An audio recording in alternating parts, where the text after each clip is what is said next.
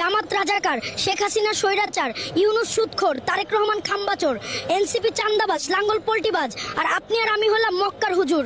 এবার পয়েন্টে আসেন। আমি রিক্সাওয়ালা, যখন বৃষ্টি হয় তখন 20 টাকার ভাড়া 50 টাকা নিই। আমি একজন দুধ বিক্রেতা, 5 কেজি দুধের মধ্যে 2 কেজি পানি মেশাই। আমি একজন দোকানদার, ওজনে কম দিই কিন্তু দামে 1 টাকাও কম নেই না। আমি একজন ব্যবসায়ী, সংকট দেখলেই পণ্যের দাম বাড়িয়ে দিই। আমি একজন ডাক্তার, রোগী আসলেই ইমার্জেন্সি অপারেশন আর অনেক টেস্ট দিতে বলি, নয়তো নাকি রোগী বাঁচবে না। আমি একজন শিক্ষক, স্কুলে ঠিকমতো পড়াই না কিন্তু কোচিং এ না আসলে নম্বর কম দেই। আমি একজন সরকারি কর্মচারী, ঘুষ ছাড়া ফাইল নড়াতে চাই না।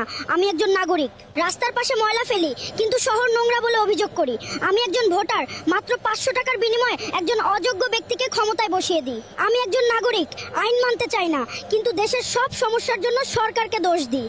আমরা সবাই চাই দেশ বদলাক কিন্তু আমরা নিজেকে বদলাতে চাই না। তারপরও প্রশ্ন করি, দেশের এই অবস্থার জন্য দায়ী কে? আপনি বলেন, আসল খারাপ কে?